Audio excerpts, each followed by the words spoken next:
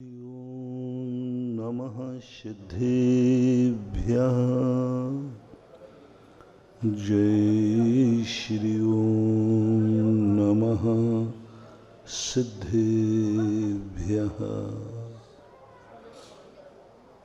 सर्वमंगलमांगल्यं सर्वकल्याणकारकं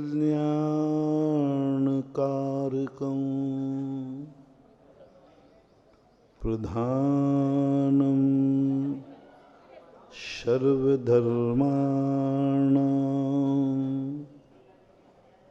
जैनं जयतु शासनं जैनं जयतु शासनं। पंच परमेष्टि भगवान की, आचार्य श्री गुरुवर कुंद कुंद महाराज की, आचार्य श्री गुरुवर विद्यासागर महाराज की। तीर्थ चक्रवर्ती परम पूज्य निर्यापक श्रवण जगत पूज मुनि पुंगव सुधा सागर जी महाराज की जय हो। मुनि संघ की जय हो।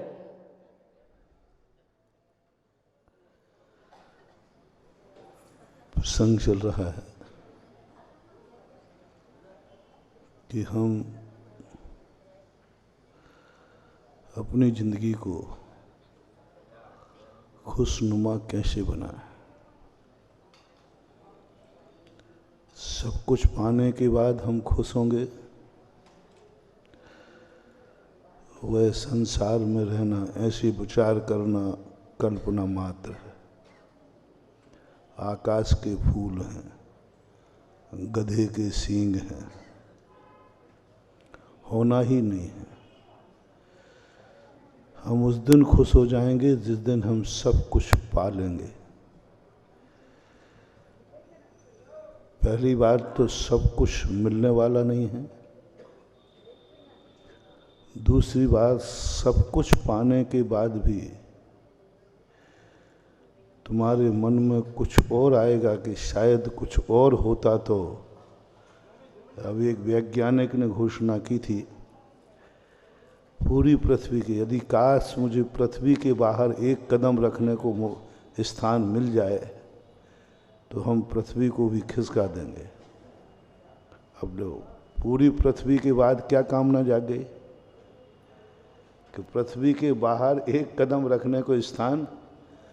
तुम सब कुछ पाने के बाद भी कुछ एक जिज्ञासा आएगी, शायद कुछ और हो तो प्रयास करूं।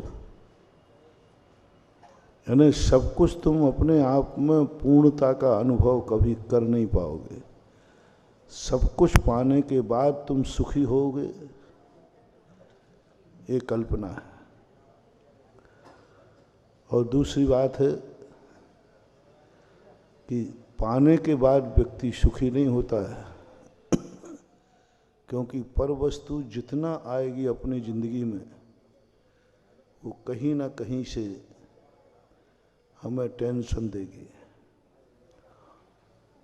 कोई भी वस्तु जब जब पर वस्तु हमारी जिंदगी में आएगी और उसको ये पता चल जाए कि इनका सुख दुख हमारे अधीन है, पर वस्तु हमारा ब्लैक मेलिंग करना चालू कर देगी, हमें तड़पाएगी, हमें कुछ ना कुछ ऐसा लाभ देगी कि थोड़ा सा लाभ देगी, नुकसान ज़्यादा देगी। थोड़ा सा आपको धन से पता चलता है कि धन आ जाए तो मुझे सुखी कर देगा। अब धन को पाने के लिए क्या क्या करना पड़ता है, क्या क्या कर लेते हो, जो करना नहीं चाहते वो भी कर लेते हो, क्योंकि तुम्हारे मन में भाव आ गया धन से मैं सुखी हो सकता हूँ। हो सकते हो, लेकिन धन पाने के लिए कितना दुख उठाना पड़ता है। थोड़ा सा हमें मालूम चल गया, हमारी आदत बन गई कि हम रोटी से सुखी हो जाएंगे, भूख लगी रोटी मिल जाए उस रोटी के लिए कितना दुख, कितनी मेहनत, कितना परिश्रम, कितना उसके पीछे देखो। 6 घंटे की भूख मिटती है, लेकिन उस भूख मिटाने के लिए कितना बड़ा परिश्रम करना पड़ता है, तब वो 2 रोटी मिलती है। तो ये तो निश्चित मानना कल्पना जैन दर्शन ने स्पष्ट निषेध कर दिया कि मैं पर का मना नहीं कर रहा हूँ, लेकिन पर से तुम जितने बढ़ते जाओगे उतने तुम दुखी होते जाओगे। बड़ा आदमी सुखी हो ही नहीं सकता। जिस व्यक्ति को जितनी ज़्यादा सुरक्षाएं दी जा रही हैं, समझ लेना उतना ही व्यक्ति खतरे में है। हम समझते हैं कि राष्ट्रपति सुखी है, नहीं, उसका प्रोटोकॉल बता रहा है कि वो सबसे ज़्यादा खतरे में है। सेठ तुम सुखी हो,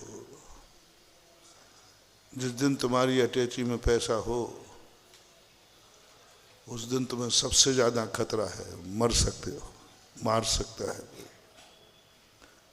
हम धन पाकर सुखी कम होते हैं, धन पाकर के दुखी ज़्यादा होते हैं। इसलिए पहली धारणा तो हमें ये बनाना पड़ेगी, पर से हम सुखी नहीं होते। या संसार विषय सुख होता, तीर्थंकर क्यों त्यागे, काहे खोश साधन करते, संयम स्यों अनुरागे। यदि ये सब कुछ वैभव पाने के बाद सुख होता तो सबसे ज़्यादा तीर्थंकर धनी आदमी थे। चक्रवर्ती के पास सबसे बड़ा वैभव था, क्यों छोड़ा, क्या पड़ी थी, किसी ने छीना थोड़ी था। क्यों छोड़ते हैं ये महापुरुष लोग? अरे दीक्षा वो ले में जो कमा के नहीं जानते, दीक्षा वो ले में जिनके पास धन दौलत नहीं है, भिखारी हैं, भिकमंगे हैं। दीक्षा वो ले में जिन्हें संसार में जीने की शक्ति ही नहीं है, इसलिए सोचता कि चलो भाई बाबा जी बन जाओ, 2 टाइम नहीं सही, 1 टाइम तो मिल ही जाएगी। नहीं, आज तक जैन दर्शन में कोई भिखारी मुनि नहीं बना, कोई भिखारी मुनि नहीं बना। बड़ी गजब की चीज है, भिखारी कोई मुनि नहीं बना, बन ही नहीं सकता। भिखारी व्यक्ति एक दिन भी मुनिचर्या पालन नहीं कर सकता। कर्म का मारा हुआ व्यक्ति कभी भी मुनिचर्या पालन नहीं, हो केशलोंच कर ही नहीं सकता। भिखारी कभी अंतराय कर ही नहीं सकता, वो तो भुखमंगा है, वो क्या अंतराय करेगा। भिखारी कभी ठंड सहन नहीं कर सकता, उसको तो मौका मिलते ही वो रजाई स्वीकार करेगा, भिखारी है ना। मैंने बहुत खोजा कि कोई एक आध भिखारी ने कभी कोई दीक्षा ली जो कर्म का मारा है, जिसके कर्म कभी साथ नहीं दे रहे हैं, जिसको रोजी रोटी कमाना भी नहीं आ रहा है, उसने मुनि दीक्षा लेकर कभी केवल ज्ञान प्राप्त किया, मोक्ष प्राप्त किया? नहीं किया। क्योंकि कर्म के मारा हुआ व्यक्ति जब भी थोड़ा सा भी मौका पड़ेगा वो भ्रष्ट हो जाएगा, भ्रष्ट हो जाएगा, ज्यादा देर टिकने वाला नहीं है। जैन दर्शन की मुनि दीक्षा महावीर स्वामी ने इस ढंग से व्यवस्थित की, जैन दर्शन ने, कि यहाँ कर्महीन पुण्यहीन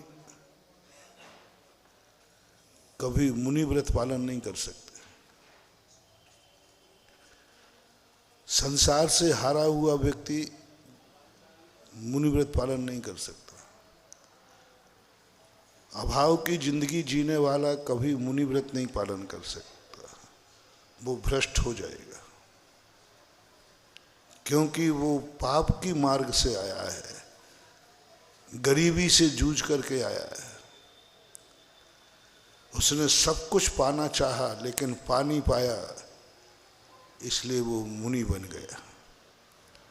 सब कुछ चाहा, गृहस्थी में खूब उसने कमाना चाहा लेकिन वो कमा नहीं पाया, इसलिए उसने कहा चलो बाबा जी बन जाते, क्योंकि कमाई तो है नहीं। खूब सब जगह कुंडली निकलवा ली, शादी हुई नहीं। सब प्रयास कर लिए, कैसा भी कर लिए, महाराष्ट्र भी आया, मछुआ काली कलोटी, सब कैसा भी। तो उसने सोचा चलो अब मैं ब्रह्मचर्य व्रत लेकर बाबा जी बन जाते हैं। अनाथ हो गया, परिवार कुछ है ही नहीं, कहीं से भी कुछ नहीं। ऐसा व्यक्ति मुनि बन नहीं सकता। पूज्य जिनसेन स्वामी ने महापुराण में लिखा,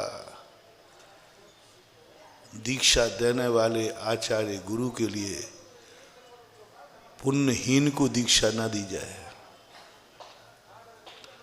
पुण्यहीन को, बहुत बड़ी बात कही बनो, पुण्यहीन को दीक्षा ना दी जाए, क्योंकि वो तो दीक्षा तो पालेगा ही नहीं, धर्म की अप्रभावना और करेगा। मुनि व्रत तो उससे सधेगा नहीं, क्योंकि वो पुण्यहीन है। इसका इतना तो पुण्य हो, कम से कम वो आहार को निकले तो कोई आहार एक चौका तो लग जाए, इतना पुण्य तो हो। इतना पुण्यहीन है कि इतना पुण्यहीन है कि कोई उसको आहार देना भी पसंद नहीं करता है। इतना पुण्यहीन है कि कोई उसको कमंडल भी उठा करके चलने वाला नहीं। इतना पुण्यहीन है नहीं, इतना पुण्यहीन को दीक्षा देना, और ख़ास तौर से इस कलयुग में बहुत कठिन, नहीं देना चाहिए। और शास्त्रों को भी मैंने देखा, जैन दर्शन पुण्यहीनों का दर्शन नहीं है। जैन दर्शन पुण्यहीनों को कभी कोई स्थान नहीं देता। जैन दर्शन पुण्यवानों का है, जो जन्म जन्म के पुण्यात्मा हैं, पुण्य कमाया है जिन्होंने, वो जो पूर्व भाव से पाप कमा के आया, नीच कुल में उत्पन्न किया, दीक्षा के लिए मना कर दिया। बोले जो सबसे ज्यादा निम्न कुल हो, जिसे समाज गर्हा, निंदा आदि निम्न कुल कहलाते हैं, उस कुल वाले को मुनि दीक्षा नहीं दी जा सकती।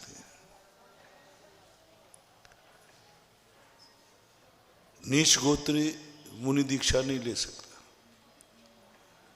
उसको मुनि दीक्षा से मना कर दिया। क्षुल्लक तक बन सकता है, पंचम गुण स्थान बन सकता है, मुनि महाराज नीच गोत्री नहीं हो सकते, निषेध है। नाम लिया पूज्यवर कुंद कुंद स्वामी ने।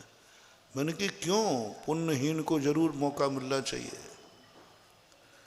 क्योंकि पुण्यहीन है, नीच गोत्र है, उसको मौका देखो। मैंने कहा नहीं, नीच गोत्र ही कितना भी तुम उसको संभालने का प्रयास करो, नीच गोत्र कभी अपना अच्छे कार्य कर नहीं सकता। उसको कितने भी संस्कार दे दो, यदि उसका नीच कुल में जन्म हुआ है, उसका आचरण कभी उच्च हो ही नहीं सकता। वो कहीं ना कहीं वो जाति का, कुल का संस्कार आएगा, कहीं ना कहीं आएगा, थोड़ा बहुत आएगा, लेकिन कुल का संस्कार पड़ेगा। नीच कुलीन लोगों का ऐसा होता है, कौए के संबंध में बोलते हैं, कौआ वेद पढ़ाए के पढ़ गयो चारों वेद, और जब सुध आई जात की तो रहो ढेड़ को ढेड़। कुत्ते को आप देखना, कितनी गाड़ियों में घुमाना, कितने खिलाना पिलाना, थोड़ा पट्टा छोड़ देना, वो गंदगी की तरफ ही दौड़ेगा। गोत्र का आत्म प्रधानी जैन दर्शन, आत्मा की ग्रहण करने वाला जो आत्मा कहता है आत्मा त्रिकालिक शुद्ध है, आत्मा ना नीच होती है ना उच्च होती है, आत्मा तो आत्मा होती है। उस जैन दर्शन में कहा नहीं, यदि आत्मा ने नीच कुल में जन्म लिया है तो उसे मोक्ष के दरवाजे बंद कर दो, मुनि दीक्षा नहीं ले सकता। वो इतना पुण्यहीन है, इतना पुण्यहीन है, उसका जन्म ऐसे नीच कुल में हुआ जहां के आचार निकृष्ट, विचार निकृष्ट, और उनको स्पष्ट रूप से निषेध किया। 3 गोत्री ही, उच्च गोत्री 3 गोत्र ही मुनि दीक्षा लेने के अधिकारी। दूसरा प्रसंग दिया, पुण्यहीन मिलेक्ष खंडी दीक्षा नहीं ले सकता क्योंकि वो पुण्यहीन है। मिलेक्ष खंड वाला मुनि दीक्षा नहीं ले सकता। तीसरी बात उन्होंने कही कि जो अपने आप में इतना पुण्य रूप है, इतना पुण्यहीन है कि बहुत विद्रूप, उसके आचार विचार जो हैं बिल्कुल निम्न हैं, उस पुण्यहीन को दीक्षा नहीं देना। तो पहली बात सम्यक दर्शन से भी यही शुरू हुआ। सम्यक दर्शन में भी उनको पुण्य चाहिए। संगी पंचेंद्री हो, वही संगी पंचेंद्री ही सम्यक दर्शन प्राप्त कर सकता है। स्थावर नहीं, विकलत्रय नहीं, ये पापी जीव हैं। स्थावर पुण्यहीन जीव हैं, विकलत्रय पुण्यहीन जीव हैं, इनको सम्यक दर्शन नहीं होता। तो सम्यक दर्शन भी नहीं, सम्यक ज्ञान भी नहीं, सबके लिए पुण्य चाहिए, भाग्य चाहिए। और ऐसी स्थिति जब बनेगी तब व्यक्ति, तुम कोई धर्म करना चाहते हो, तुम्हें धर्म करने का भाव है, बोलो तुम भाग्यवान हो या भाग्यहीन, दुर्भाग्य हो या सौभाग्यवान। अपने आप की कभी अनुभूति हुई कि मैं पुण्यवान हूं, मैं भाग्यवान हूं? जो अभी अपना दैनिक प्रवचन चल रहे हैं, बहुत बड़ी रहस्यमयी जिंदगी बता रहा हूं महानुभाव। 24 घंटे तुम अपने जीवन को कहते हो मैं तो पापी हूं, मैं तो दुर्भागा हूं, मैं तो ये हूं।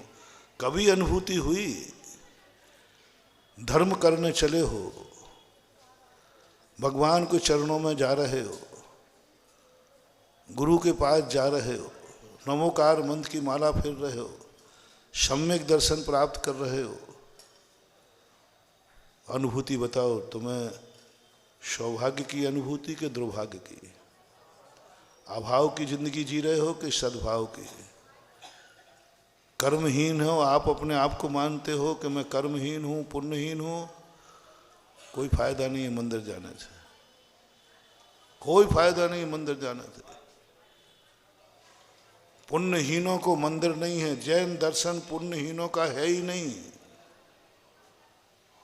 जब जब तुम्हें पुण्य की हीनता की अनुभूति हो, अभाव की अनुभूति हो, मेरे पास ये नहीं है, मेरे पास ये नहीं है, उस दिन माला मत फिरना, बेकार की माला जाएगी। बहुत बड़ा मोटिवेशन दे रहा हूं महानुभाव। जिस दिन तुम्हारे मन में ये भाव आवे मैं तो बहुत पुण्यहीन हूं, बदकिस्मती हूं, मेरा भाग खोटा है, अब भगवान का नाम लेने से तुझे कोई फायदा नहीं है, कोई फायदा नहीं, मंदिर आने से कोई फायदा नहीं, गुरुओं के पास जाने से कोई फायदा नहीं। जैन दर्शन के देव शास्त्र गुरु की उपलब्धि दुर्भाग्यों को नहीं होती, पुण्यहीनों को नहीं होती। आपकी भाषा में कहते करम फूटा। करम फूटा मंदिर ना आवे, करम फूटा माला ना फेरे, करम फूटा हमारा नाम तो लेवे ही नहीं। मैं तो वैसे ही करम फूटों का नहीं हूँ, मैं तो करम फूटों का गुरु बनता ही नहीं, और मैं भी करम फूटा नहीं हूँ। मैं तो कैसे मानो, मेरे बराबर भाग्यवान तो दुनिया में कौन होगा? कोई नहीं। बहुत बड़ी चीज मानो, अपनी जिंदगी में हमें क्यों सिद्धियां नहीं हो रही हैं? हमारे चेहरे पर वो मुस्कान क्यों नहीं आ पा रही है? हमारी जिंदगी इतनी दुखदाई क्यों बन गई? इतने दुख हैं नहीं फिर भी हम दुखी हैं। दुख है नहीं और फिर भी दुखी है, ये और बड़ा चमत्कार। दुख आने के बाद दुखी हो तो फिर भी ठीक है, हम दुख है नहीं और फिर भी दुखी है। इसलिए सबसे पहले अपनी जिंदगी से ये बात को निकाल दो कि मैं पुण्यहीन हूं। जिन जिन बातों में तुम्हें लगता है कि मैं पुण्यहीन हूं, उन बातों को आज से सोचना बंद करो। देखो ये मुझे गाली दे रहा है, मेरे पुण्यहीन नहीं, नहीं पुण्यहीन अनुभूति आ रही है। देखो ये पुण्यहीन है, मैं पुण्यहीन हूं, देखो मैं गाली दे रहा है, मैं कुछ नहीं कर पा रहा हूं। तुझवर कार्तिकेय स्वामी कहते हैं, क्या अनुभूति हो रही है? देखो वो सामने गाली दे रहा है, मैं कुछ नहीं कर पा रहा हूं, मेरी किस्मत कितनी खराब है। वो गाली पे गाली दिए जा रहा है, मैं कुछ नहीं कर पा रहा हूं। मैंने ऐसा कैसा पुण्य किया कि सामने बलवान खड़ा है और मैं कुछ नहीं कर पा रहा हूं उसका। आचार्य कहते हैं, कार्तिकेय परीक्षाकार, तुम अब धर्म करने का अधिकारी नहीं है, और तू पुकारेगा, हे भगवान इस पुण्यहीन की सहायता करो, मैं पुण्यहीन हूं, ये गाली दे रहा है, ये पुण्यवान है, बलवान है, हे प्रभु, हे भक्तांबर पाठ, हे नमोकार मंत्र, हे महाराज जी मुझे रक्षा करो, मुझे बचाओ, ताकत दो कि मैं भी गाली दे सकूं। कुछ फायदा नहीं है, कुछ फायदा नहीं है। पुण्यहीन की अनुभूति हो गई तुम्हें। अब देखना, इसी में चमत्कार दिखाता हूं। बस तुमने ये कहा ये पुण्यवान है, मैं पुण्यहीन हूं, कुछ नहीं, सब पुण्यहीनों का कोई साथ नहीं देता महानुभाव, भगवान भी नहीं। बदकिस्मतिया का कोई साथ नहीं देता, भगवान भी नहीं, धर्म भी नहीं। ये पहले निश्चित कर लेना, जो जो अपने आप को, जब जब आप अपने आप को पुण्यहीन समझोगे, तब सब समझ लेना आपका कोई साथ देने वाला नहीं है। अब लो उसी दशा में, उसी दशा में टनाटन जादूगर बस गाली दे रहा है, मुंडा है, मैं कितना किस्मत वाला हूं, मेरे कितने भाग्य हैं कि वो मार नहीं रहा है। गाली दे रहा है उसको भूलो, मेरा पुण्य अभी कितना है, वो तो चाहता तो मार देता। मेरा पुण्य, मैं भाग्यशाली हूं कि वो मार नहीं रहा मुझे। नमो रिहंताणम नमो सिद्धाणम, हे भगवान मैं भाग्यवान हूं, वो मुझे मार नहीं रहा है। बस आप में चमत्कार चालू, नमोकार मंत्र आपकी रक्षा करेगा, नमोकार मंत्र उसको वहां से तुरंत हटा देगा। तुमने अनुभूति किसकी की? पुण्यहीन की के पुण्यवान की? समझ में आ रहा ना अर्थ? पहले क्या अनुभव आ रहा है उसको? मैं पुण्यहीन हूं, वो मुझे गाली मैं पुण्यवान हूं कि वो मुझे मार नहीं रहा है। ये पुण्य नहीं है क्या? मार भी सकता था, कुछ ज्यादा मैंने फर्क नहीं किया। मैं पुण्यवान हूं कि वो मुझे मार नहीं रहा है। हे भगवान, ये सब तेरी कृपा है। मैंने नमोकार मंत्र पढ़ा है, मैं भक्तांबर पढ़ के आया था ना, इसलिए वो मुझे मार नहीं रहा है। मैं गुरु के दर्शन करके आया था ना, वो मार नहीं रहा है। मैं अभी जाप दे के आया था, मैं मार नहीं रहा है। मैं नमोकार मंत्र पढ़ रहा हूं ना, वो मार ही नहीं सकता, क्योंकि मैं भाग्यवान हूं। नमोकार मंत्र पढ़ रहा हूं ना, वो मार ही नहीं सकता। चारों तरफ से पुण्य की वारुणा फैला दो, चारों तरफ भाग्य को फैला दो, भाग्य को फैला दो। बात वही है, बात वही है। मनुआ एक बार कहो, देखो मुझे वो मार नहीं रहा है, मैं भाग्यवान हूं, नमोकार मंत्र पढ़ रहा हूं, पढ़ के आया था। बस ये तुम्हारे मन में जैसे ही अनुभूति आएगी, तैसे सारी शक्तियां तुम्हारे सामने खड़ी हो जाएंगी और वो गाली देना भी बंद कर देगा। चमत्कार देखना, गाली देना बंद कर देगा, वो टल जाएगा। बस तुम्हें भाग्यहीन नहीं, भाग्यवान अनुभूति करना है। दूसरा प्रसंग दिया, वो मारने लगा। महाराज जी वो मारने लगे तो अब तो महाराज कह सकता हूं कि मैं पुण्यहीन हूं।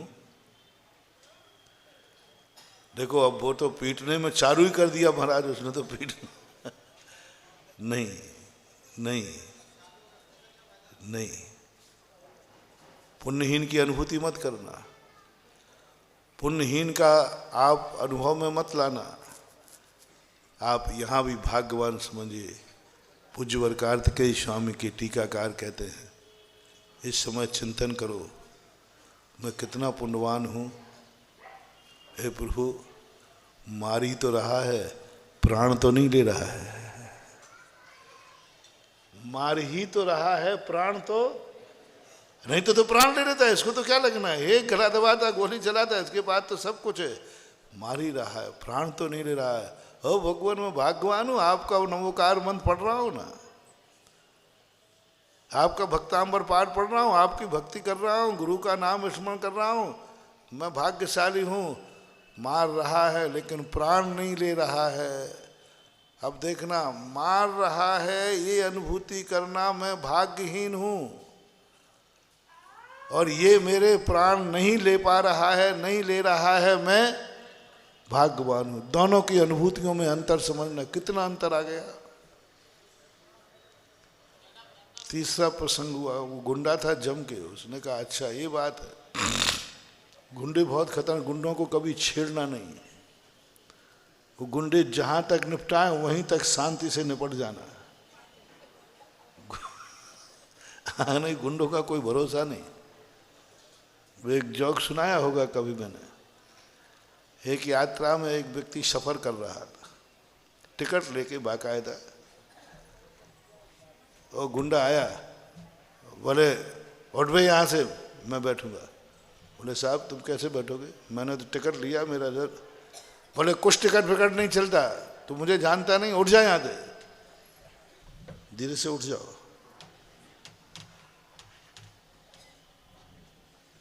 धीरे से उठ जाओ।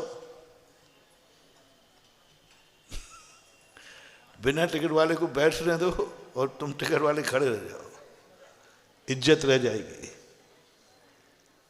तुमने जैसे ही कहा नहीं उठना, मैंने टिकट लिया। गुंडा है वो, दो झापड़ लगाए, उठ गया, दो झापड़ लगाए, नीचे आ गए। अब झापड़ खा के नीचे आए, पहले ही नीचे आ जाते। जब जान रहे थे कि ये इतना गुंडा है कि ये बिना टिकट के भी दादागिरी दिखा रहा है, तो इज्जत रह जाती है। कम से कम हो सकता था वो पिघल जाता। अच्छा देखो तुमने टिकट लिया, फिर भी मैंने उठा दिया। शायद 2-4 मिनट बाद वो कहता आओ तुम भी बैठ जाओ। और ना कहता बैठने से कम इज्जत तो रह जाती है। लेकिन ठोक दिया, वो तुमने कह दिया, उसने ठोक दिया। अब इतनी बहुत है, इतनी रह जाओ। लेकिन उसने क्या कहा कि देखो साहब, आज मैं पिट गया, पत्नी बाजू में बैठी है, अब तो जिंदगी भर का झगड़ा हो गया। जब भी गड़बड़ करूंगा ये हमेशा कहेगी यहाँ आंखें दिखा रहे हो, ट्रेन में क्या उठे थे। उसने कहा मामला टेढ़ा है। उसने कहा देखो साहब, मुझे मारा तो मारा, यदि मेरी पत्नी को हाथ लगा दिया तो मैं तुम्हारे हाथ तोड़ दूंगा। गुंडा कहता क्या बोलता है। उसने 2 थापड़ पत्नी में टिकाए। बोले कर ले क्या करना। बोले साहब कुछ नहीं, मामला ठीक हो गया। अभी कभी झगड़ा करेगी तो कह देगी यहाँ आंखें दिखाती है वहां। अब दोनों सोचा कि अपन दोनों का झगड़ा नहीं पड़ेगा, दोनों छोकरे बैठे हैं, ये भी क्या कहेंगे। ये छोकरे हैं, ये कहेंगे पापा हमें पीटते हो, वहाँ आप रेल में आप कैसे पिटे थे। तो उन्होंने कहा देखो भाई, आपने हमें पीटा, मेरी पत्नी को पीटा दी, बच्चों को हाथ लगाया तो फिर अच्छा नहीं होगा। उसने एक बच्चों को टिकाया। बोले भाई साहब अब ठीक हो गया, अब बिल्कुल सब बराबर हो गए। अब हमारे घर में कोई ये गुंडों की हालत ही होती है। अपनी जिंदगी में भी कभी भी हो अशुभ कर्म उदय आ जाए, कर्म का उदय है, उसको ज्यादा अपन छेड़ेंगे तो और हावी हो जाएगा। निपट जाने दो, आने दो जो आ रहा है। कर्म के उदय में घबराओ मत, रो मत, भागो मत, त्राही त्राही मत करो, सहन करो। उसने कहा उठ जाओ उठ जाओ। उसने कहा पिट जाओ पिट जाओ, बस शांत रहो, इसको घाटा मत मानो, इसको अनुभव मत करो इसने पीट दिया। अनुभूति करो इसने प्राण नहीं लिए। बिल्कुल एक समय बहुत बड़ी चीज, ये पैथी करना सीख लो। इसने मुझे मारा है, नहीं अनुभूति नहीं करूंगा, इसने मेरे प्राण नहीं लिए, मेरा पुण्य था, मैं भगवान का भक्त था, मैं प्रतिदिन भक्तांबर पढ़ने जाता था, इसलिए प्राण नहीं लिए। पॉजिटिव सोचो। गुंडे को क्या, उसने चाकू निकाल लिया, चाकू निकाल लिया, मारने को तैयार हो गया। अब तो कहूं कि मेरे पाप कर्म का उदय है, मेरे पुण्यहीन का उदय है। गजब गजब। कार्तिकेय स्वामी कहते हैं नहीं, अभी भी नहीं, पुण्यहीन का तो अनुभव करना ही नहीं, तो अब क्या करें, मार डालेगा। ओहो क्या गजब का अंतिम सूत्र दिया। प्राण ही तो ले रहा है, धर्म तो नहीं छीन रहा है। धर्म तेरी आत्मा की पर्याय है, रत्नत्र तेरी आत्मा की पर्याय है, सम्यक दर्शन आत्मा की पर्याय है। शरीर ही तो छीनेगा, नौ कर्म ही तो छीनेगा। आत्मा का ज्ञान, शुद्ध चेतन स्वरूप जो है वो नहीं छीन सकता, मेरे धर्म को नहीं छीन सकता। मैं कितना भाग्यवान हूं, मेरी आत्मा में ऐसा धर्म बैठा है कि प्राण ले लेगा लेकिन मेरा धर्म नहीं छीन सकेगा। बस ये चिंतन तुम्हें इतना शक्तिशाली बनाएगा, इतना शक्तिशाली बनाएगा कि शेरनी तुम्हें खाती जाएगी, तुम्हें चीख नहीं निकलेगी, क्योंकि तुम्हें सौभाग्य की अनुभूति होगी कि शेरनी मुझे खा रही है, फिर भी मेरा रत्नत्रय खत्म नहीं कर पा रही, मेरे शुद्ध स्वरूप को नहीं खा पा रही, मेरे आत्मा के वैभव को नहीं खा पा रही है। मैं पुण्यवान हूँ, मैं भाग्यवान हूँ। वास्तविक निधि, ज्ञानी व्यक्ति, दो में से एक चीज जाएगी। कल की बात याद रखो, धर्म जाएगा या शरीर जाएगा। खादिर भील, धर्म जाएगा या शरीर जाएगा। नियम तोड़ते हैं तो बच जाएंगे, नियम बचाते हैं तो शरीर छूट जाएगा। ज्ञानी व्यक्ति की अनमोल निधि क्या है? दो में से एक बचाओ। अच्छी चीज बचाओगे कि कमजोर चीज? उसने कहा शरीर जाए तो जाए, तो 100 बार मिल जाएगा। शरीर जाए तो जाए, 100 बार मिल जाएगा, लेकिन नियम चला गया तो फिर दोबारा मिलना कठिन है। रत्नत्रय फिर कठिन है, वो तो फिर जाएगा, फिर मिल जाएगा। प्राण ले लेगा ना, शरीर फिर मिल जाएगा। 3 समय से ज्यादा शरीर का बिछोह नहीं होता महानुभाव। प्राण भी ले लिए तो 3 समय बाद नया शरीर मिल जाएगा। लेकिन एक बार रत्नत्रय खो दिया तो उन्होंने क्या उदाहरण दिया? एक बार तूने सब कुछ चल जाए, सब कुछ लुट जाए, लेकिन भगवान छूट जाए तो, गुरु छूट जाए तो, एक बार ऐसा करूंगा तो गुरु छूट जाएगा, ऐसा करूंगा तो नमोकार मंत्र छूट जाएगा, नहीं तुम बच जाएगा। तो उसने कहा ये संभव नहीं होने दूंगा, ये संभव नहीं होने दूंगा, क्योंकि मेरी अनमोल निधि क्या है? शरीर अनमोल निधि नहीं है। लो मेरा सब कुछ छूटता है तो छूट जाए, मेरा सम्यक दर्शन नहीं छूटना चाहिए। मुझे नरक मिलता है मिल जाए, मुझे दुर्गति मिलती है तो मिल जाए, लेकिन सम्यक दर्शन के लिए उन्होंने 2 उदाहरण दिए। एक उदाहरण दिया कि एक बार सम्यक दर्शन छूट गया तो तुम्हारे पास जो रत्न था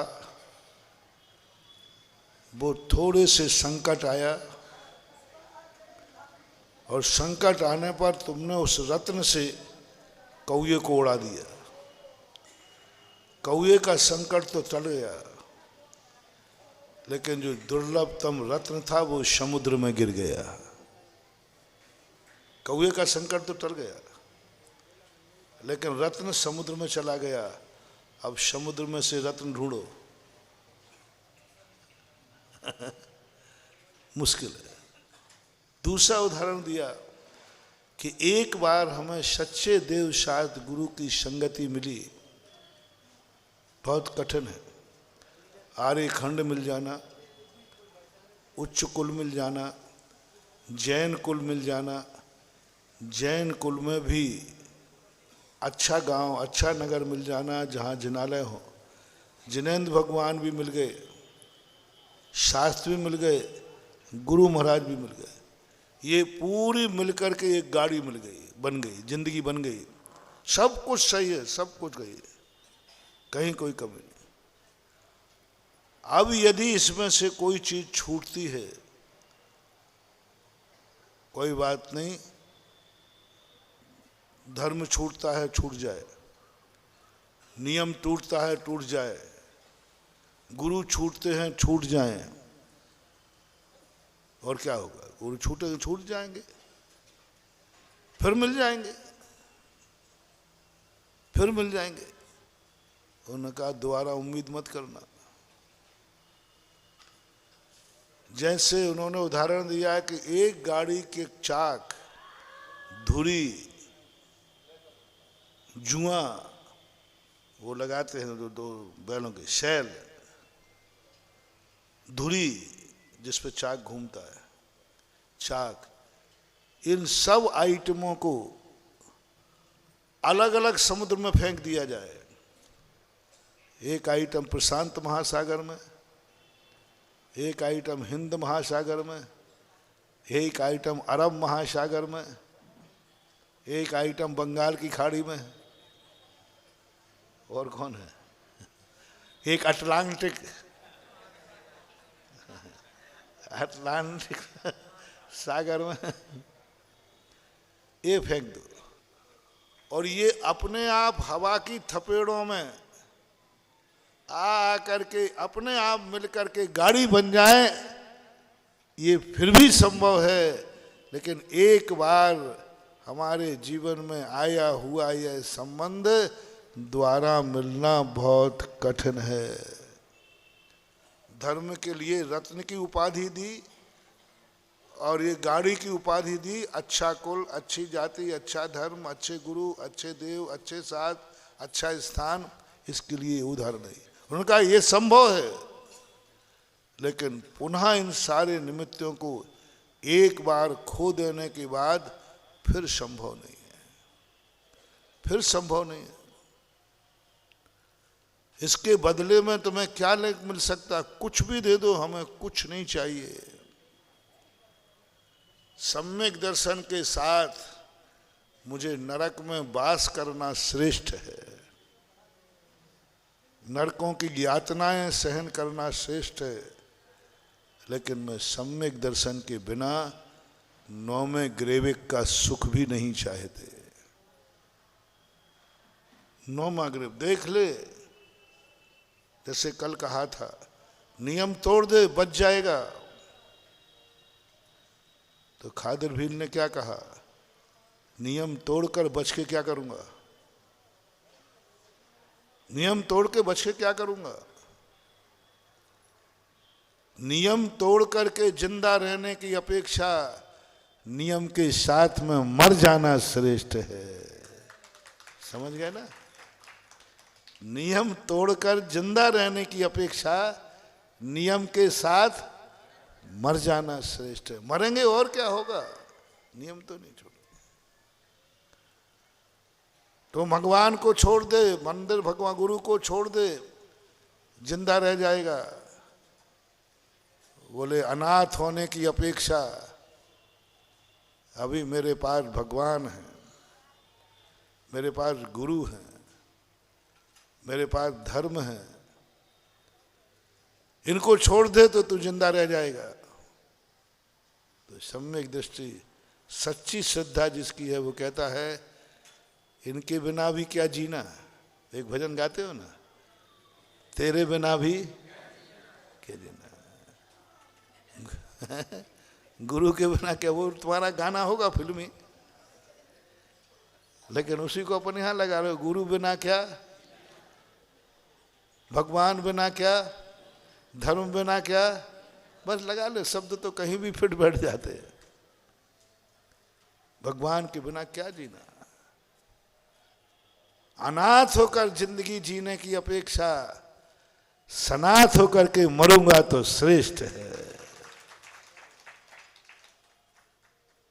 सनाथ होकर मरूंगा ना। मर रहा था, गुरु का नाम ले रहा था, मर रहा था, नमोकार मंत्र पढ़ रहा था।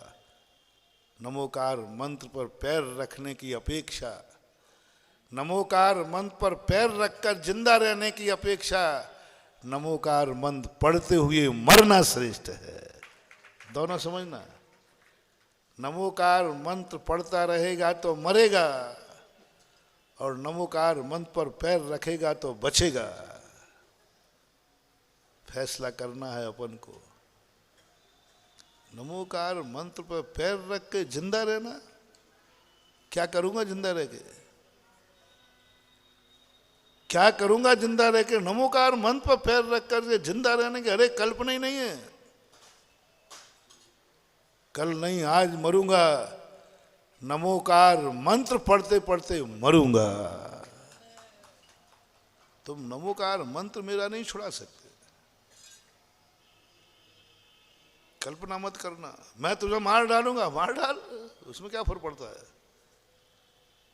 जहां जाने कौन कितनों को मार डालता है। एक छिपकुली दिन भर में कितने मच्छर मारती एक छिपकुली कितने मच्छर मारती।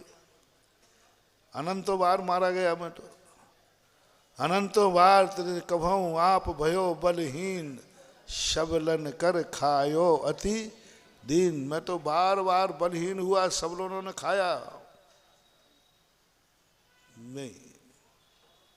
मार डाल, तुझे तेरी मर्जी पड़े मारना मार, लेकिन मेरा नमोकार मंत्र नहीं छुड़ा सकता।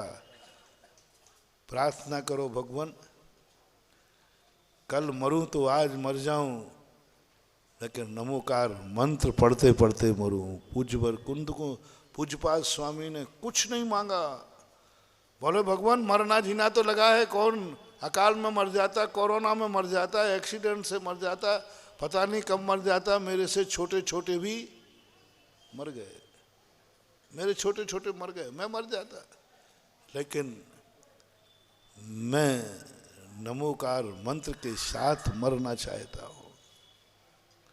मुझे कुछ नहीं चाहिए, मुझे नमोकार मंत्र चाहिए। मुझे कुछ नहीं चाहिए, मेरा नियम चाहिए। मुझे कुछ नहीं चाहिए, मेरा गुरु चाहिए। मुझे कुछ नहीं चाहिए, मेरा देव चाहिए। मुझे कुछ नहीं चाहिए, मुझे शास्त्र चाहिए। मुझे कुछ नहीं चाहिए, जो कुछ है सब ले लो, सब ले लो, ले लो सब, लेकिन मैं नहीं छोड़ूंगा। खादर भील ने यही किया। सम्यक दृष्टि यदि तुम हो तो सब कुछ चढ़ा दो। तीसरा उदाहरण दिया उन्होंने कि देख तू यदि ये धर्म कर्म सब छोड़ दे, देव शायद गुरु को छोड़ दे, तो मैं 31 सागर का सौधर्मेंद्र बना दूंगा। 31 सागर का सौधर्मेंद्र, अहमेंद्र बना दूंगा। और यदि तूने धर्म नहीं छोड़ा तो 7 में नरक में भेजूंगा, सीधा जाएगा नरकों में। तो फिर नरकों की यातना का वर्णन किया। देख ले इतनी इतनी यातनाएं हैं, कितना कितना स्वर्ग है सुखों में। इतनी यातनाएं दी, तिल तिल टुकड़े किए जाएंगे, घानी में पेरा जाएगा। नरकों के दुख सबको मालूम है, फैसला तुम्हारे हाथ में। पहले स्पष्ट सुन लो दुख कितना है। यदि तूने धर्म नहीं छोड़ा तो दुख को देख ले। बहुत सारे मिथ्या दृष्टि इन दुखों को देख के कांप जाते हैं। आतंकवादियों से क्यों लोग घबरा जाते हैं? वो इतने निर्दयता से दुख दिखाता है कि व्यक्ति कांप देता है,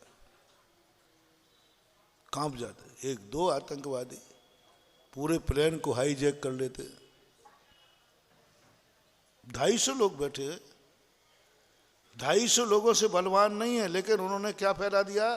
भय। इतना भय फैला देते हैं, एक की पकड़ के उंगली काट देंगे सबके सामने। देख लो उंगली काट दी मैंने, तुम लोग सबके हाथ कट जाएंगे, तुम सब सिलेंडर हो जाते हो,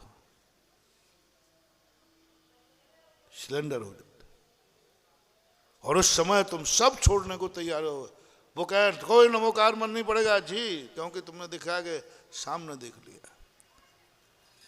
भयानक दर्द। पुलिस वाले भी यही करते हैं, पड़ोस में एक व्यक्ति को मारते हैं, बाहर दूसरे को बैठा देते हैं और वो चिल्लाता है जम के, तो बाहर वाला काम जाता है और फिर वो जो कहलवाता है वो कह देता है। ऐसा ही यहां होता है। देख ले तू धर्म करेगा और धर्म करने वालों पर संकट ज्यादा ही आते हैं। ये आप लोगों का ऐसा सोच है, सही है? हाँ बोल दो जो है सो है महावीर की। हाँ महाराज बात तो यही है, बात तो ये जो जो धर्म करते हैं उन पर संकट बहुत आते हैं। मैंने इतना बढ़िया उदाहरण ढूंढ के रखा है, वो पिक्चर वाला। जो जो हीरो बनेगा उस पर तो संकट आई गई, और खलनायक बनोगे तो कोई संकट नहीं। पूरी पिक्चर में मजे करो, पूरी पिक्चर में मजे करता है खलनायक। इसलिए भैया मैंने पहले ही कह दिया, हीरो बनना है तो पिटने को तैयार रहो। संकट आएगा। हीरो और संकट नहीं आया तो पिक्चर में मजा क्या है? और खलनायक संकट में आया तो फिर मजा क्या है? कुछ नहीं। मजा तो जब ही है खलनायक और धर्मनायक पे संकट। ऐसा ही मैं तुम्हें कहता हूँ, धर्म और धर्मात्मा की संगति में आओगे बेटा तो संकट पाओगे। रामचंद्र जी खुद संकट में और उनके साथ जो लगा, सोच लो, विचार कर लो। अपन तो सीधी सीधी कहते हैं। कल ही कहा था पूरी जिंदगी रामचंद्र जी संकट में रहे कि नहीं, और जो जो उनके जीवन में आया, हाँ, और जो जो रावण रहा जिंदगी भर मजे किए, और जो ने रावण की हाँ में हाँ मिलाई उसने भी मजा किए, और जिसने रावण से विरोध किया तो लात मार। फैसला स्पष्ट है, हम दो पक्ष करते हैं। रावण बनोगे सोने की लंका पाओगे, श्री राम बनोगे तो राजगद्दी पे भी नहीं बैठ पाओगे, वनवास जाओगे, और रावण बनोगे तो सोने की लंका मिलेगी। और क्या ठाठ थे रावण के, देख लो। पूरे जिंदगी में कभी उसने कष्ट नहीं उठाया, और जिसने रावण में की हाँ में हाँ मिलाई उसने भी अरे मजे किए। जिसने भी हाँ मिलाया बस रावण खुश, तो फिर क्या है, कमी किस बात की? तो रावण बनो, रावण का साथ दो, मजे में रहोगे रे। खुल्लम खुल्ला कह रहे हैं, बाद में मत बोलना। रावण बनो, रावण का साथ दो, मजे करोगे, कोई संकट नहीं, कुछ नहीं। और राम बनोगे, राम का साथ दोगे,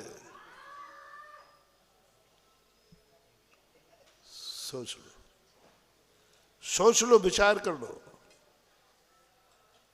धर्म करोगे, धर्मात्मा के साथ रहोगे। गुरु बनोगे, गुरु के साथ रहोगे। धर्म करोगे, धर्मात्मा के साथ रहोगे। संकट आएगा, विपदा आएगी।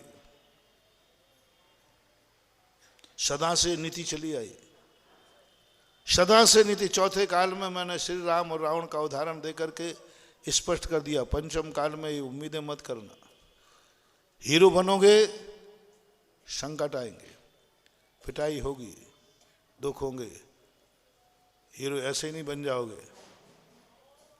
हीरो बनने के लिए आप, हमारा तो अनुभव आपको है नहीं, हीरो का तो अनुभव है, पिक्चर तो आप देखते ही हो। महावीर स्वामी ने यही दशा हम लोगों की। क्या बनना है? हीरो बनना है तो तैयार रहो ठंड में ठुठुरने को, तैयार। सब तरफ जितने दुनिया के कष्ट थे, जिन जिन व्यक्तियों में दुनिया सुखी रहती थी, एक एक गिन करके महावीर ने छुड़ाया, एक एक गिन करके। जिनके माध्यम से सबसे ज्यादा असाता कर्म का उदय आया, वो गिन करके एक एक ताव दिया, एक एक। जिन जिन में सुखी की थोड़ी सी कल्पना थी, महावीर का वहीं छोड़ो। परिवार के साथ रहने में सुख है कि दुख है, उनके छोड़। मतलब महावीर स्वामी हम अपने स्वयं को भी और अपने फॉलोवर कभी सुखी नहीं रहने देंगे। वो खुद भी नहीं रहेंगे। ऐसे नहीं कि वो तो सुखी रहें और अपन को, वो तो अच्छी साधना करें वीआईपी और अपन को कष्ट में, नहीं। रामचंद्र जी ऐसा नहीं है कि जो वो तो सुखी रहें और जो उनके आया उनको दुख देवे, नहीं। महावीर स्वयं दुखी रहे और जो उनके भक्त बने उनको भी। अब क्योंकि मैं उनका भक्त हूं तो उन्होंने पहले कहा, बेटा पहले बताओ तुझे सुख किस किस में है? तुम मेरा भक्त बनना चाहता है तो तू गृहस्थ है अभी। आपसे पूछता हूं, मैं तो भूल गया, याद नहीं है। अब दुख सहन करते करते मुझे तो सुख की कल्पना भी भूल गया हूं। इतनी ठंडे सहन करने की अब रजाई याद ही नहीं आती, भूल गया हूँ रजाई। इतने साल हो गए परिवार को छोड़े हुए, अब याद ही नहीं आता। इतने साल हो गए केशरंज करते करते, अब नाई याद ही नहीं आता। इतने साल हो गए कपड़े उतारे उतारे, अब कपड़ों की याद ही नहीं आती, याद ही नहीं आती। धन दौलत छोड़े इतने साल हो गए, कभी धन दौलत की अब सब छोड़े, सब भूल गया हो। इसलिए ये लिस्ट में आपसे बनवाता हूं कि तुम्हें सुख किस किस में है, क्या क्या चीजें तुम्हारे पास हो तो तुम सुखी रहोगे।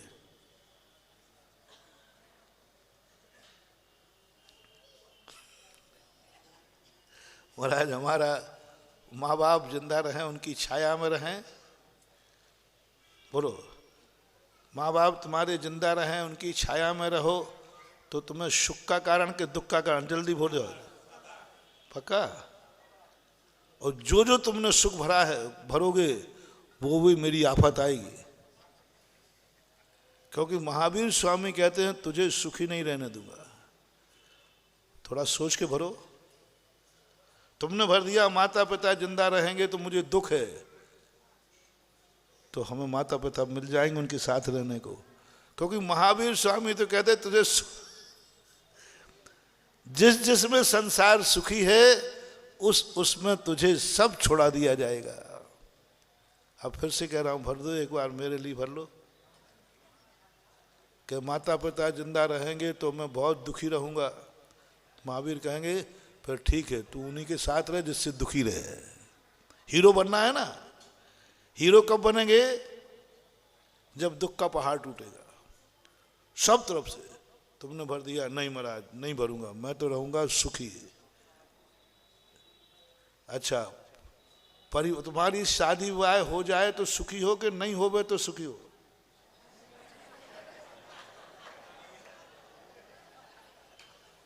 भर दे रहे दुखी हो जाए तो कम से कम महावीर हमें छूट दे देंगे। तुम क्या महाराज जी बाहर नहीं हुआ तो दुख तो है ही।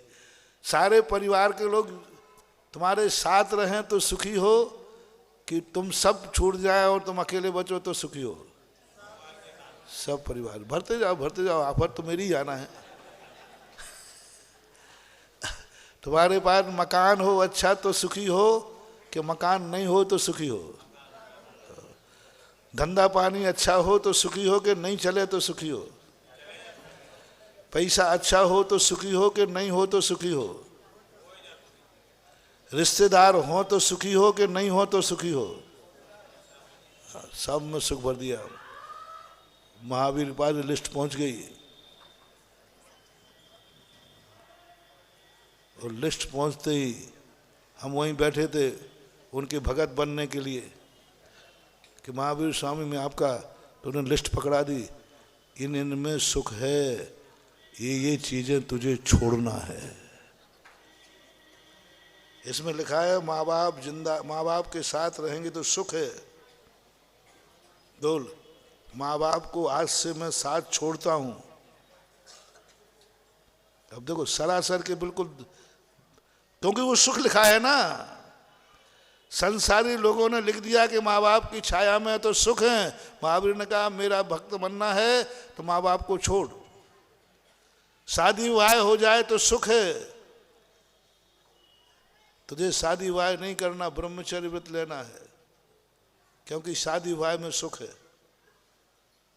परिवार के साथ रहना, धन दौलत नहीं रहना, मकान जायदाद, जिस जिसमें तुमने जो सुख कहा, महावीर ने अपने शिष्य को उन्हीं से वंचित कर दिया, वंचित कर दिया। साक्षात दुख के दरिया में पटक दिया। जो जो मुनि ने छोड़ा है वो तुम्हारी जिंदगी में आ जाए तो शायद तुम सुसाइड कर लोगे। बोलो, जो जो हम लोगों ने छोड़ा है वो तुम्हारा छूट जाए। थोड़ा अंतर कर लेना। जो जो हम लोगों ने छोड़ा है वो तुम्हारा छूट जाए, ये दशा तुम्हारी हो जाए जो दशा कपड़ा भी पहनने को ना हो, ठंड में एक रजाई भी क्या, वो क्या बोलते, चद्दर भी ना हो, शॉल भी ना हो, ऐसी जिंदगी तुम जियोगे या ये कहोगे इससे अच्छा तो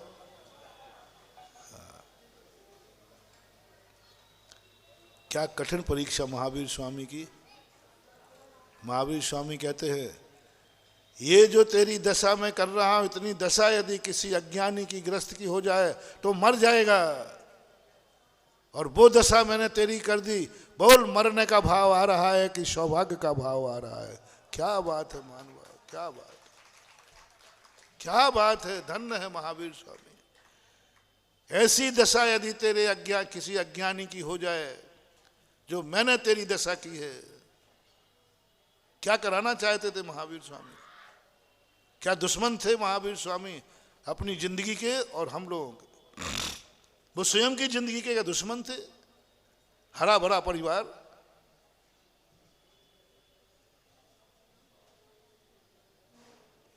हरा भरा परिवार, धन दौलत से भरा। बता भैया महावीर स्वामी घर में क्या कमी थी बताओ भैया? तीर्थंकर के घर में क्या खामो खाम है, बुंदेलखंडी बोल रहा हूं, खामो खाम है। इतना बढ़िया हरा भरा, माँ बाप राजा सिद्धार्थ, माता तसला, क्या घर था। यदि स्वर्गों से भी ज्यादा सुख किसी के घर में है तो उसका नाम है तीर्थंकर का घर। स्वर्ग, उससे बड़ा स्वर्ग कोई खामो खाम, बैठे ठाले, बैठे ठाले यूं सब छोड़ दिया और दूसरों को भी उपदेश दे दिया, मैं जिस प्रकार हूं मेरी जिंदगी में तुम आओगे, मेरी जिंदगी से तुम जुड़ोगे, मेरे से यदि तुम राग करोगे तो तुम्हारी भी यही दशा होगी। मंजूर है?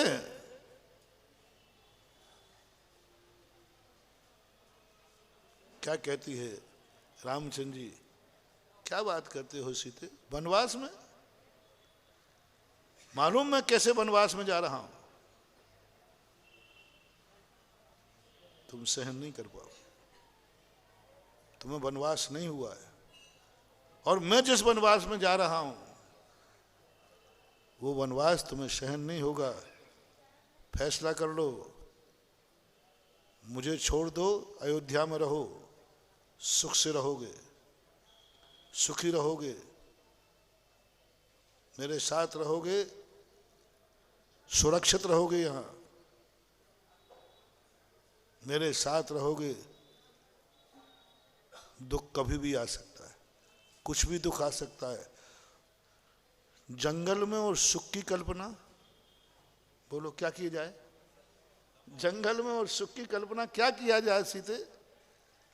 तुम देख नहीं रही हो कितना अपरंपार दुख है वन में, जिस तरफ मैं जा रहा हूं। सुख की कल्पना मत करना, अयोध्या में रहो, सब अपने हैं, माता है, ज्यादा कहो तो हम पीहर भेजे देते विधेय में, माता पिता के साथ रहो। खूब समझाया, क्या कहा सीता ने? मुझे सारे संसार के सुख नहीं चाहिए, मैं जो मेरा पति जितना दुख उठाएगा उस सारे दुखी मुझे स्वर्ग हैं। ऐसे ही नहीं मिल जाता है, ऐसे ही नहीं सीताराम हो गए, ऐसे ही नहीं राम लक्ष्मण का प्रेम अमर हो गया। लक्ष्मण तुम क्यों मेरे लिए दुख उठाते हो? तुम क्यों मेरे लिए दुख उठाते हो? तो लक्ष्मण ने कहा आप क्यों दुख उठा रहे हो खामोखा में? आप क्यों दुख उठा रहे हो? एक आवाज लगा दीजिए, नहीं जाऊंगा वनवास, कौन है मुझे राजगद्दी छीन सकता है। एक आवाज में कितने दुख बढ़ जाते, कम हो जाते महानुभाव। एक आवाज में सारे दुख खत्म हो जाते। नहीं जाना, कोर्ट केस कर लो, बैठा दो अदालत, नहीं जाना वनवास, खत्म बात हो। बोलो क्या होता? रामचंद्र जी जीतते कि नहीं? 100%। आप क्यों जा रहे हैं ये बताएं। बोले मुझे धर्म से अनुराग है, मैं धर्म के खातिर, मैं पिता की आज्ञा के खातिर मैं कोई भी दुख उठाने को तैयार हूं। लक्ष्मण कहता है तो बस आप धर्म के खातिर कोई भी दुख उठाने को तैयार हो, मैं आपके खातिर कोई भी दुख उठाने को तैयार हो। अपना अपना राग, अपना अपना अनुराग, फर्क नहीं पड़ता, चले गए। गजब महानुभाव। पांडवों की बात तो तुम्हें आज दोनों बातें कहता हूं। एक बार भी इतने कष्ट आए, लेकिन एक बार भी रावण का अपहरण हो गया, अपहरण कर लिया, लेकिन सीता ने जिंदगी में एक बार भी शब्द नहीं किया ये सब तुम्हारे कारण हुआ है, ये सब तुम उसी समय नहीं जाते और मना कर लेते, तुम्हें मालूम था कि मैं तुम्हें नहीं छोड़ सकती हूं, तो आपको मेरे खातिर तो कम से कम पिताजी से कहते तो नहीं जाता हूं, एक उल्हाना तो दे देती कभी। पूरा चरित्र मैंने पढ़ा, जब पूरा चरित्र मैंने पढ़ा, अंत में जब दोबारा निर्वासन हुआ वनवास के लिए, तब मैंने कहा अब तो सीता कहेगी कि मैंने कैसे पाप किए जो ऐसा पति मिला मुझे, जो आज मुझे। पूरी जिंदगी उठा लेना महानुभाव, गौर से पढ़ना। एक बार भी सीता ने उदाहरण नहीं दिया कि मेरी जिंदगी में जो भी कष्ट आए सब तुम्हारे कारण आए, नहीं। लखन भैया तो कह सकता था, वो तो भाई था, कि भैया मैंने गलती की गलत नंबर डायल कर लिया तुम्हें भाई बना करके, आज तक जितने कष्ट मैंने उठाए सब तुम्हारे कारण उठाए, एक बार भी। जो रामचंद्र जी की जिंदगी में आया उन सब ने कष्ट उठाए, लेकिन उसका आरोप कभी किसी ने श्री राम को नहीं दिया, अवभाग्य मानते रहे। और आप लोग होती तो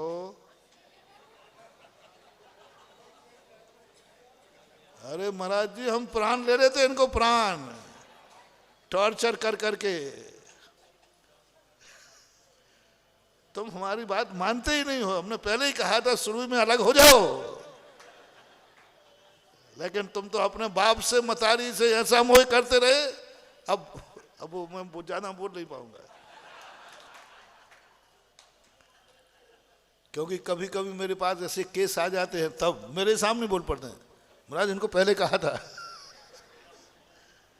अब देखो वो भाई ने सारा हिस्सा ले लिया, हमने इनको पहले ही कहा। नहीं महानुभाव, अपनों को कभी उल्हाना मत देना। अपनों के कारण कितने भी कष्ट आ जाए, कितने भी कष्ट आ जाए, उल्हाना नहीं देना। धर्म के कारण कितने भी कष्ट आ जाए, कभी उल्हाना नहीं देना। इस धर्म के कारण से सब कष्ट आ रहे हैं सारे। कभी फीलिंग भी मत करना, मन में भी भाव नहीं लाना कि धर्म के कारण से इतने कष्ट आ रहे हैं। यदि मैं धर्म नहीं करता तो कभी मानो, मन में कल्पना नहीं आना, मरना पड़े तो मर जाना, लेकिन कभी धर्म को उल्हाना,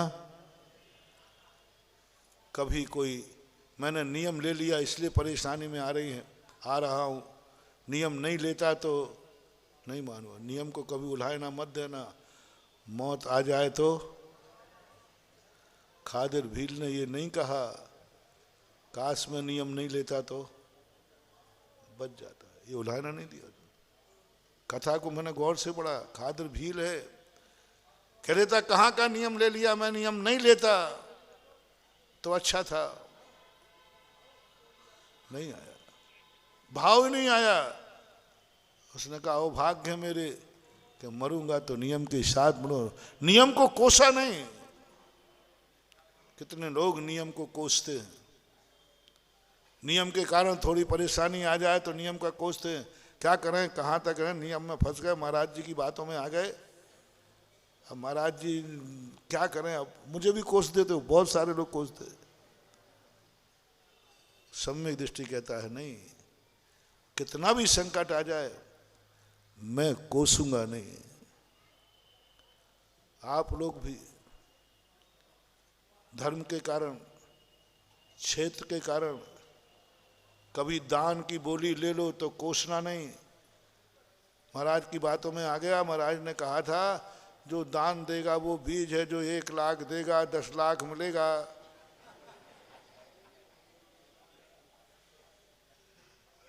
और दान दो तुम्हारा बहुत फलोगे फूलोगे। मैं तो कहता ही हूँ, देखो कहते ही हूँ, हम तो बर्बाद हो गए।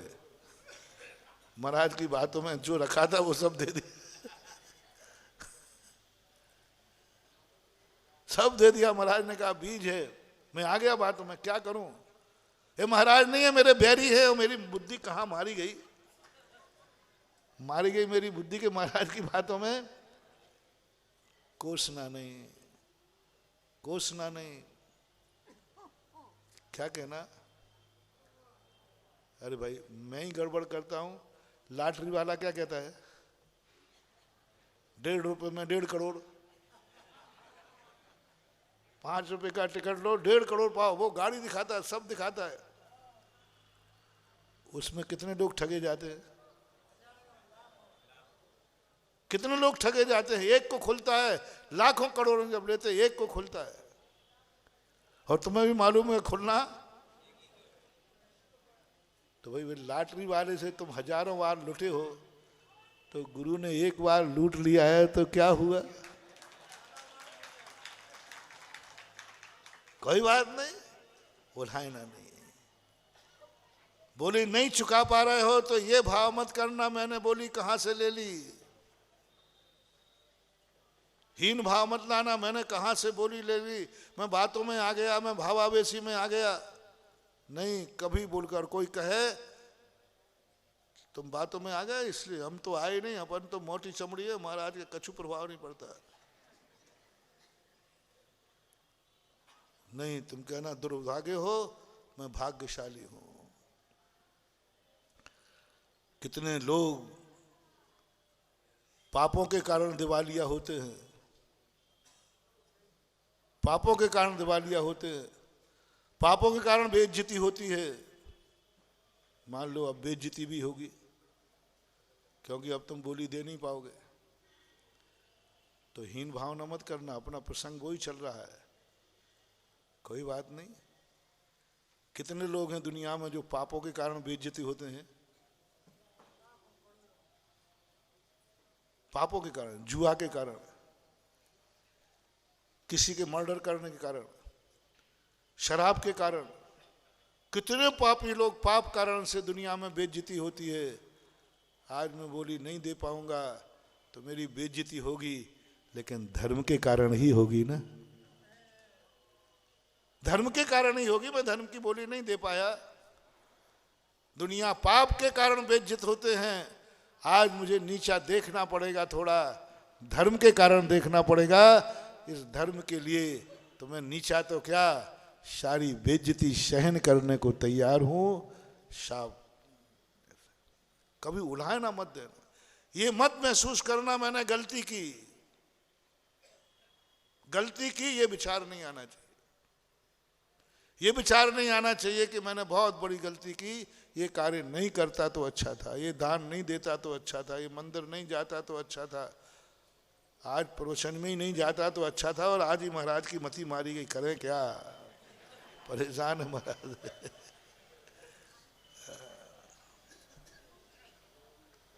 नहीं बंधु, नहीं, घटनाएं दुर्घटनाएं तो बुरे में भी घटती हैं और अच्छे में भी घटती हैं, और बुरे में ज़्यादा घटती हैं, अच्छे में। दान से आज तक कितने दिवालिया हुए और पाप से आज तक कितने दिवालिया हुए, आए दिन हो रहे। कभी यदि धर्म के कारण सड़क पे आना पड़े, धर्म के कारण सड़क पे आना पड़े, धर्म के कारण से ओहो उल्हायना नहीं। हरिश्चंद्र, राजा हरिश्चंद्र ने धर्म और दान के कारण से स्वप्न में दिया था, सारा राज चला गया। राजा हरिश्चंद्र की सुन लो कहानी, काशी में जाके बिके तीनों प्राणी। धर्म के कारण जब बिकते बिकते जब कुछ नहीं बचा,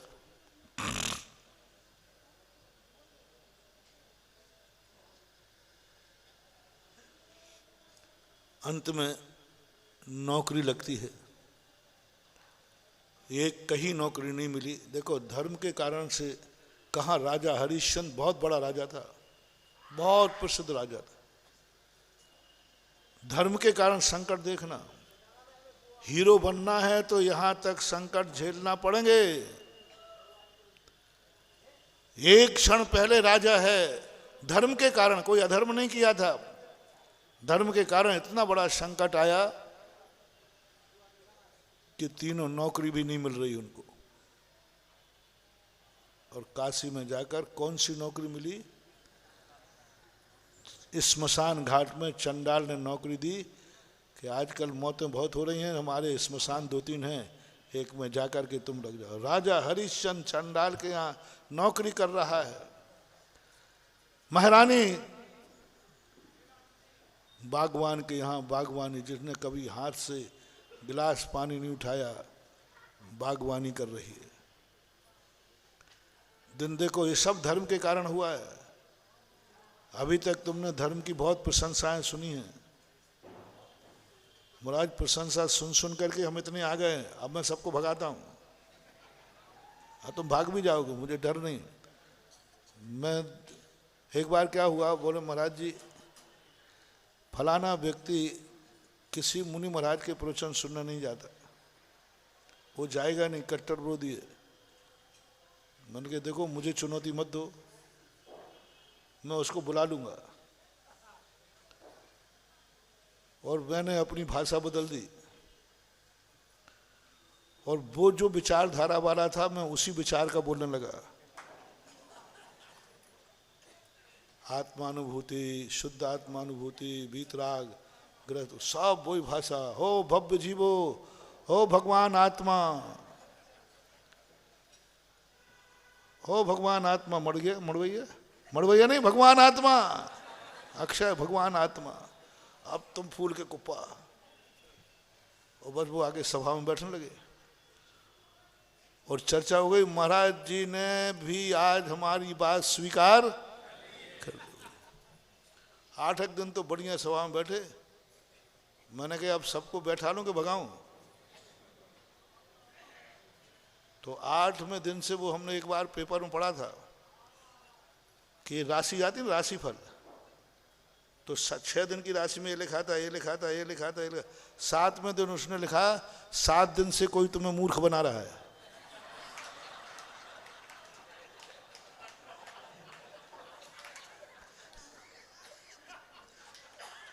मैंने कह दिया 7वें दिन जो मैंने अपनी ओरिजिनल रूप दिखाया सब भाग गए।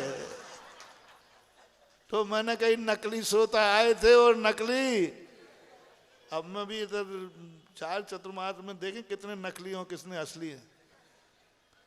मेरे कहने पर सब आओ भक्तांबर में चमत्कार है, शांति सहमति से है। अब मैं बढ़ाता हूँ, भगाता हूँ सबको, नकलियों को सबको। धर्म में कष्ट है,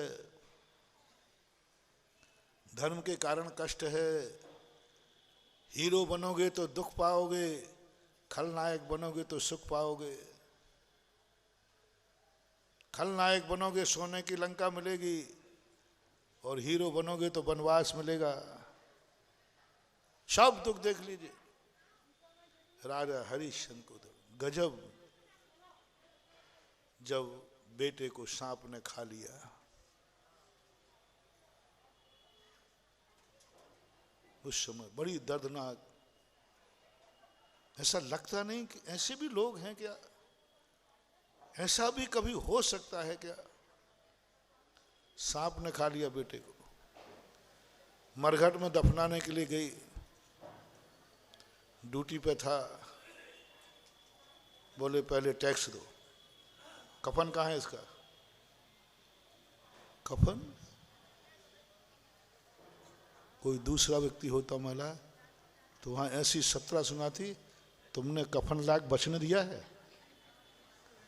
तुम नहीं जानती मैं तुम्हारी पत्नी हूं, तुमने मेरी क्या हालत कर दी, आज कफन मांगते हो?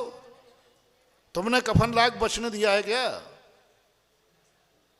इससे अच्छा किसी भिखारी की पत्नी होती तो, मजदूर की मजदूरी पत्नी होती तो। अब वो क्या क्या सुनाओगे वो तुम आज सोच लेना। ऐसी दशा तुम्हारी कर दे और वही पति सामने खड़े होकर कहे पहले टैक्स लाइए, फिर तुम्हारा बांध फूट पड़ेगा,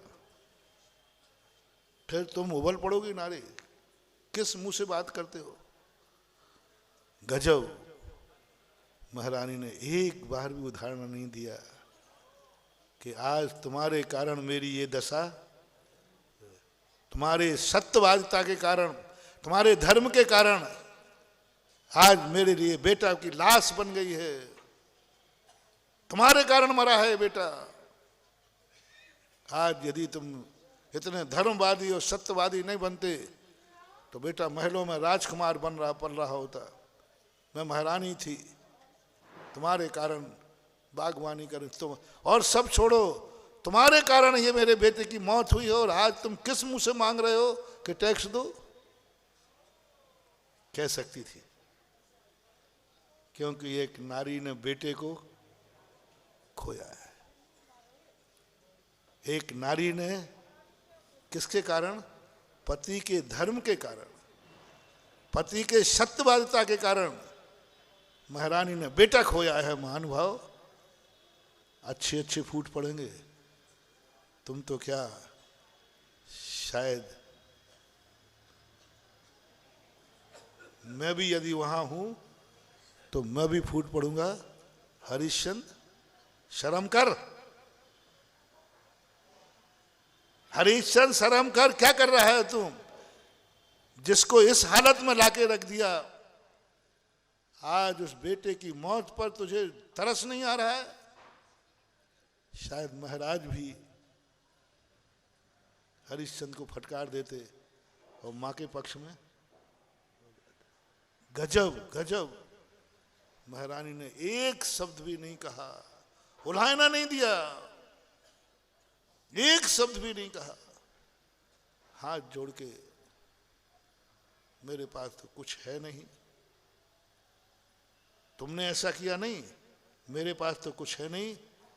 अपनी धोती का, साड़ी का जो आंचल था और आंचल को फाड़ करके ढक दिया।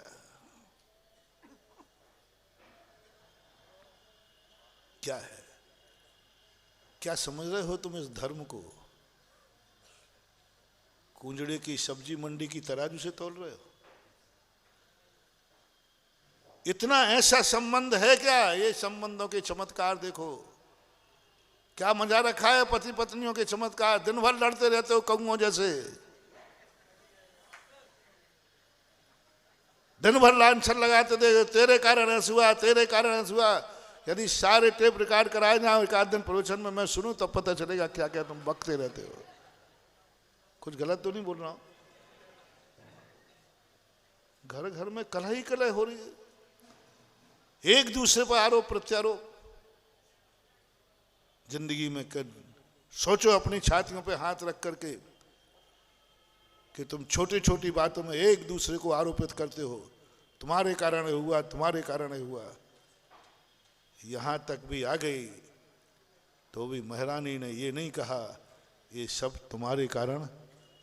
ने कहा नहीं, जो कुछ हुआ हमारे कर्म के कारण हुआ, हमारे कर्म के कारण हुआ। और क्या भाग्यशाली, बाद में जब लोगों को पता चला, उन्होंने कहा नहीं आप उनको मत दोष दीजिए, मैंने कितना पुण्य किया है, कितना पुण्य किया है। क्या बोलती महारानी कि हमारा पति इतना ईमानदार है कि बेटे की लाश को भी बेईमानी से नहीं दफनाने दिया और वहां भी टैक्स लगा। गर्व है मुझे अपने पति पर, गर्व है मुझे, बेटे के मरने का गम नहीं है। मेरे बेटे की मौत भी मेरे पति को सत्य से नहीं डिगा पाई। क्या बोलती है नारी। मुझे डर लग रहा था कहीं बेटे का मोह, क्योंकि मैं जानती थी कि वो बेटे को कितना चाहते हैं, कितना चाहते थे हरिश्चंद्र बेटे को। इस बेटे का मोह देख करके शायद मेरा पति बेईमान हो जाए, शायद मेरा पति बिना टैक्स लिए कहे चुपचाप पीछे जला दो, शायद कह सकता है। लेकिन आज मुझे गर्व है कि बेटे की मौत भी मेरे पति को सत्य से नहीं डिगा सकी। कैसा है संबंध, बोलो इस संबंध को भी अपवित्र कहूं? क्या ऐसे संबंध तुम्हारे हैं? मत करो धर्म, लेकिन ऐसा संबंध तो बनाओ कि हम कभी एक दूसरे को उल्हाना नहीं देंगे। सती सीता ने उल्हाना नहीं दिया, एक बार भी नहीं कहा। अंत में जब पूछा कृतांत वक्र ने या लक्ष्मण ने, तो कि कहा कुछ नहीं, सब ठीक है, बस किसी के बहकावे में धर्म मत छोड़ देना। क्या संदेशा दिया, क्या गजब। दुख की कहानी तो नहीं सुनाऊं सीता की, किस अवस्था में थी, किस अवस्था में वनवास में छोड़ा, किस दशा में, जहां कोई सवाल ही नहीं उठता। नारी जीवन में खेद ना आवे, एक बार तो कहती कि उनको समर इतना नहीं आया, मुझे किस दशा में छोड़ना है, वो भी धोखे से, वो भी धोखे से छोड़ रहे, किस दशा में छोड़ रहे हैं मुझे। कितना भी बड़ा धर्मात्मा बाप क्यों ना हो, कम से कम इस दशा में नहीं। नारी क्या कहती है, बस यही अपनी नारियों पर गर्व करना। रामचंद्र जी पहले दुखी नहीं थे, वो तो यही थे कि सीता अब इतने उल्हाना लेके आएगा कृतांत वक्र। लेकिन रामचंद्र पूछते क्या कहा, कोस रही होगी ना, कह रहे होगे रामचंद्र जी ने धोखा दिया, ऐसा धोखेबाज पति, ऐसा नहीं नहीं नहीं, उन्होंने कुछ नहीं कहा। उन्होंने कहा विषाद मत करना, वियोग इष्ट वियोग का आर्त ध्यान नहीं करना, बस इतनी विनती है कि किसी के बहकावे में आकर धर्म मत छोड़ देना। ओहो क्या समाचार, एक बार उल्हाना नहीं। और आज सबसे ज्यादा महान भाव अभिशाप बन रहा है ये उल्हाना। हम हर चीज के लिए कोसने लगे, ये धर्म नहीं रहा। हम धर्म के कारण थोड़ा सा भी विपरीत आ जाए, हम कोसते हैं कि मैंने गलत कर लिया। इसलिए मैं स्पष्ट कहना चाहता हूं, जिनको धर्म छोड़ना हो छोड़ देवे। अभी तक जो तुमने पूजा पाठ की तो छोड़ दो, मुझे गुरु माना हो मुझे छोड़ दो, लेकिन कोसना मत। मुझे वो भक्त चाहिए जो कितने भी संकट आ जाएं उल्हाना ना देवे कि मुझे इस कारण से संकट आ सकता है। वो तो मैंने पहले ही कह दिया, स्वयं महावीर स्वयं अपने जीवन को संकट में व्यतीत कर रहे हैं। जो उनका मुनि बनेगा उसको भी करना पड़ेगा। महावीर ने एक ही कहा, उलाए ना मत देना, कल के दिन ठंड लगेगी। मैंने भी अपने जीवन को संकट में डाला है, जो मेरे जीवन में आएगा वो भी संकट में जाएगा। है हिम्मत, है हिम्मत इतनी, मन में भी भावना आ जाए कि मैंने महावीर से संगति करके गलती की। मुझे क्या मालूम कितने कष्ट होंगे। खामो खाम है, महावीर ने गलती की ना, खामो खाम है बेफालतू। बढ़िया घर में रह रहे थे आराम से मौज मस्ती में, लो साहब जंगलों में आ गए। सुरक्षा कवच था, सब कुछ था, आ गए।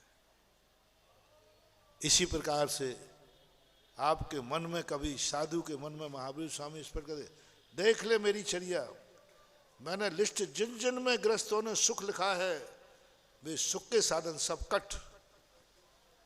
कट होंगे। और किसी दिन यदि सुख हुआ, देखो साधु को चला करके खामो खाम बैठा ठाला ले लेता है। साधु दुखों को बैठा ठाला, अब बढ़िया चल रहा था, आहार बढ़िया निरंतर आज चल रहे, बस बैठे ठाले उपवास कर लेगा। क्या तरीका है, बढ़िया चौके वाले दे रहे हैं, चौके वाले बेचारे दे रहे हैं, तुम अच्छी तरह ले रहे हो, शांति से खाए जाओ ना। खामो खाम श्रावक परेशान, एक चौका छूट जाता है, जितना उपवास करते हैं घाटा हुआ ना। श्रावक भी परेशान और महाराज भी वो रोटी नहीं खा रहे हैं तो उनको भी उपवास। खामो खाम है, अच्छा शब्द मिला मुझे, खामो खाम है, बैठे ठाले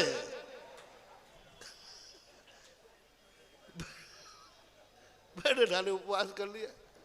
अरे दुनिया में ऐसा पागल आदमी नहीं देखा। दुनिया को तो खाने में सुख है, मजा आ गया, और साधु को कहता है मजा आ गया, आज उपवास हो गया। क्या है ये ऋचाएं, क्या है ये पर्याय, क्या है ये परिणाम।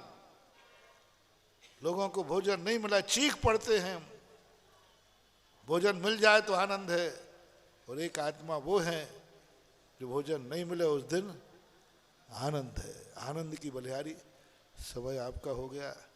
आज प्रवचन थोड़ा संवेदनशील हो गया है ना। जियो महानुभाव। अभाव की जो कल्पनाएं, जो हमारी जिंदगी में अभाव का जो चिंतन चल रहा है, वही हमारी जिंदगी को बहुत दुखदाई है। समय हो गया, फिर अपन चर्चा करेंगे। महावीर भगवान।